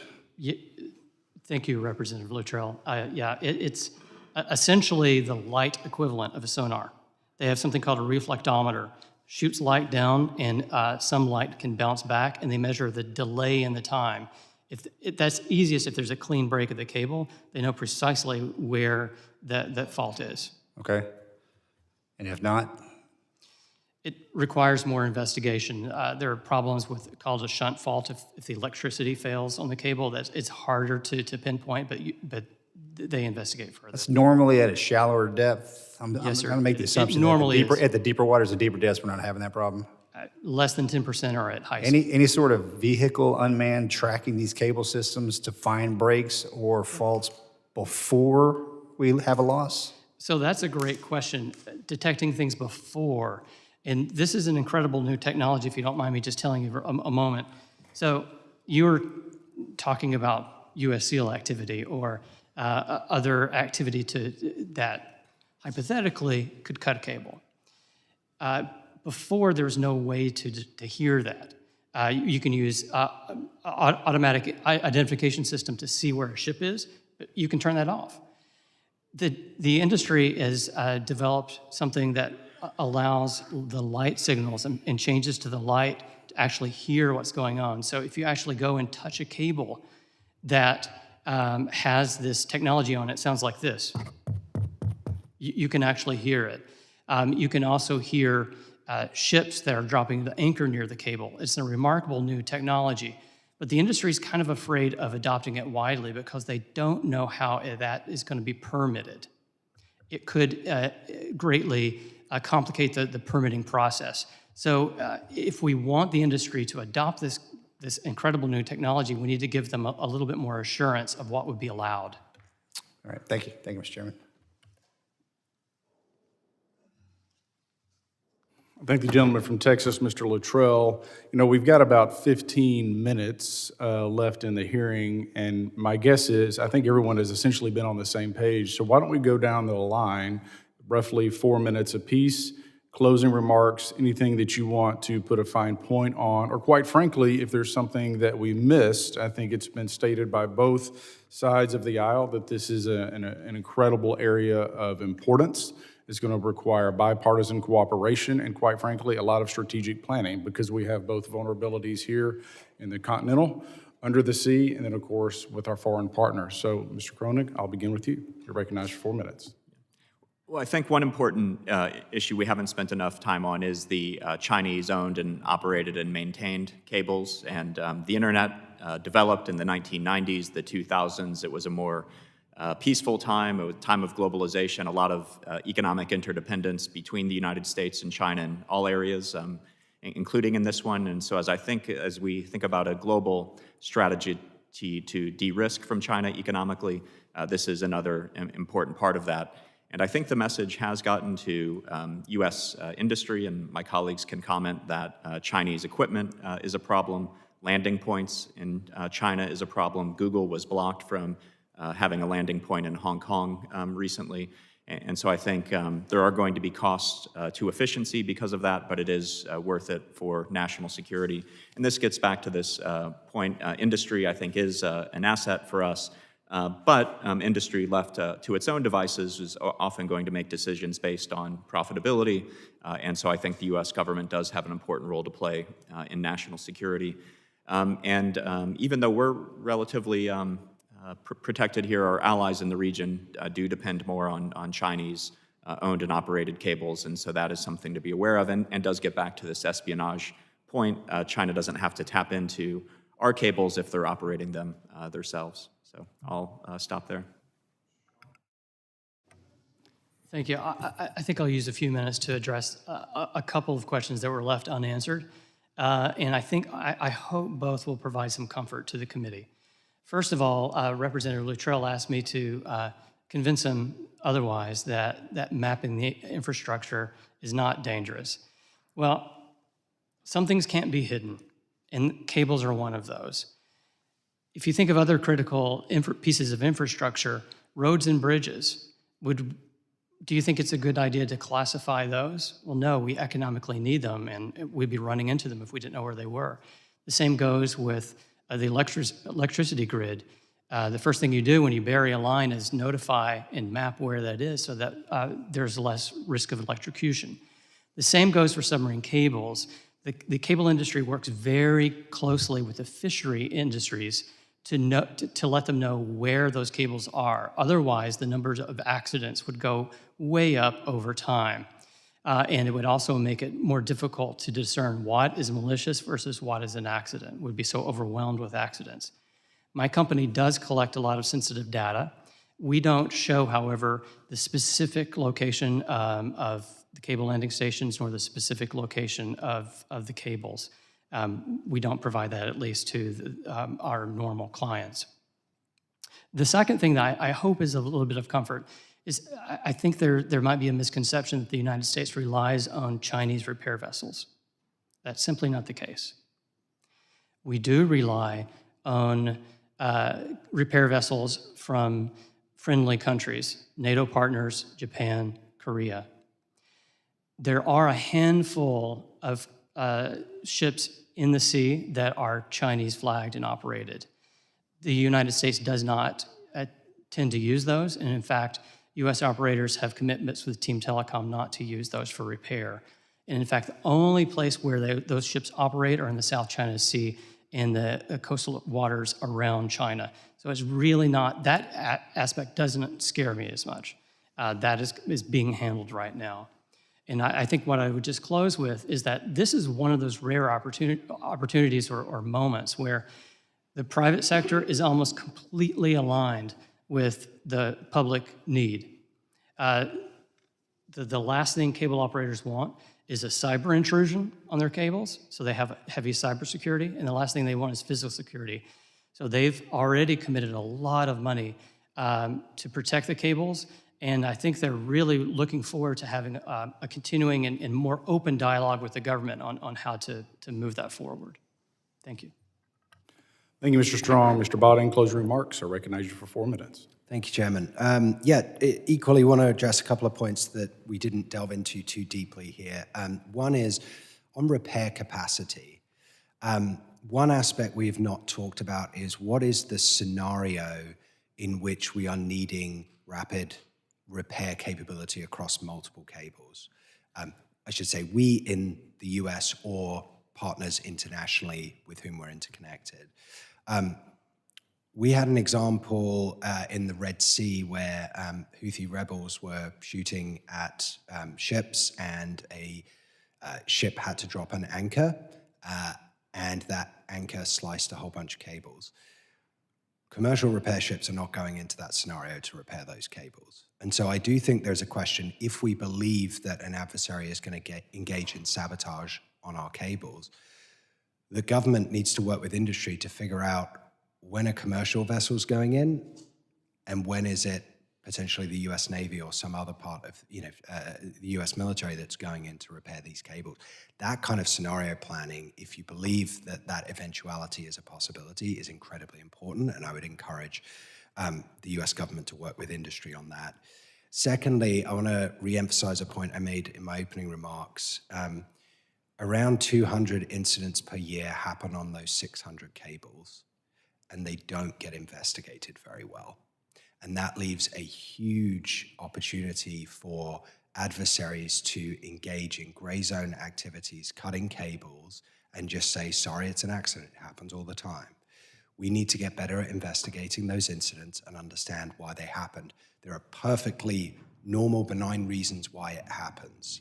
Being out at sea, you get very bad weather, things like that, you need to drop anchor. It will happen to some extent, but we actually need to find out if that is what happened, or if a member of the Shadow Fleet went through, dropped its cable, and intentionally sliced key cables in the Baltics, for instance. So I agree. I think a lot of our allies in the Baltic Sea are doing great work in starting to push that forward and actually seeking to prosecute some of these things. To the point made earlier about cable protection zones, it's a reason why I'm skeptical about cable protection zones, because you are concentrating your risk, and the only way to offset that is to very actively investigate and prosecute when somebody does something bad in that cable protection zone. And we're not seeing a lot of people doing that internationally at the moment. Finally, I just go back to my two recommendations specific to DHS. We need a two-way threat intelligence sharing mechanism to ensure that the private sector is aware of threats and particular tactics that adversaries may use. And we need to do a good mapping of the supply chain, which I think DHS is well positioned to do with industry. So with that, thank you. I do believe the gentleman from Arizona has a follow-up question, so I'll go to you, Mr. Crane. Recognize you for 5 minutes. Thank you, Mr. Chairman.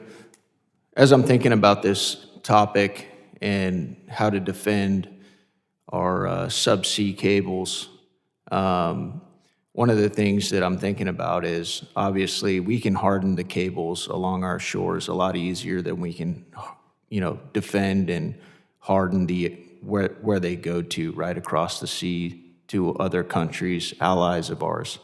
Have any of you guys done a cost analysis is it cheaper for us to actually harden these cables with everything that goes with that, or is it cheaper for us to just build up our ability and our fleet to repair these cables? Mr. Strong. Yes, sir. Thank you for that question. About 12% of the world's cable mileage is buried, and that accounted for 60% of the time to lay it, or essentially the cost. It's hugely expensive to bury it. It's typically only done in shallow areas or areas with other seabed industries like fishing. Now, you could mandate that it gets buried even further, but then you have to think through the economics of that. What is going to provide us more protection? If we say you bury it the whole way, that's the cost of 3 cables. I would guarantee you that you would have more resilience by building 3 cables rather than having one that is buried the entire way. I also don't know of the physical constraints on armoring a cable at deep sea. There are limits to the winch power on the cable, so as it's laid, and certainly if it were need to be recovered, it might simply be impossible. And finally, hardening always sounds like a great thing. And these cables, this is an actual cable. This is what it is at deep sea. Shallow end, you have steel armor around it, but really that's more to protect against environmental problems like rock chafing. Steel armoring around a cable is not going to stop an anchor. So you need diversity. That's the number one way to protect. Thank you. I yield back. Thank the gentleman from Arizona. Mr. Frazier, if you'd like to offer some remarks, but also I would love for you to touch on AI and what that's going to do with our need for additional bandwidth. Obviously, that, you know, if you want to touch on energy demand, but also, of course, the hardening that goes therein. Recognize the gentleman for 4 minutes. Yeah, thank you for that question, Chairman. And I think just to start, and I certainly will get to AI, I want to emphasize that, as you pointed out in your opening remarks, we've been here before. We've had reports from 2004, for example, from DHS, basically enumerating every policy proposal we heard here today, and we've punted the issue to subsequent Congresses. And so I would just emphasize that, to me, the developments we're seeing in China with respect to their drone capabilities in particular should be regarded as a sort of Subsea Sputnik moment that we're living through right now. If we don't act and make sure that we're protecting Taiwan and make sure we're protecting our allies and make sure we're defending our own undersea cable infrastructure, we may be sitting in this room again in 2035, having the same conversation. So I do think this needs to be a priority because, in particular, we're going to see this increase in bandwidth demand only increase with our reliance on AI. If you talk to Meta officials, one of their main data center executives made a fantastic line, which is, a data center without the undersea cable system is just a warehouse. We are seeing billions, soon trillions of dollars across the AI industry being spent on these data centers, and to not see the undersea cable system as a key component of the wisdom of those investments is missing out on just the essential role we have to make sure we're leaning into there. And then finally, I would say that we may not be as reliant on China and Chinese infrastructure today as we have been in the past, but that's certainly not true of strategic partners around the world. We need to be studying and paying close attention to the digital Silk Road, specifically in the Middle East and North Africa, where China is experiencing tremendous success in getting other countries to buy into its cable infrastructure and to broader economic and technological infrastructure. And then I would emphasize that perhaps outside of the confines of this meeting, paying greater attention to international law is something that we should lend support to with respect to countries like Estonia, Poland, and Finland. They are trying to see an expansion in our interpretation, for example, of what it means to defend national sovereignty in the EEZ and outside of territorial waters. But finally, I would just say really taking the lowest hanging fruit first and starting to make progress on these fronts by, for example, updating the penalties in the Submarine Cable Act of 1888 to make sure that people can actually be deterred.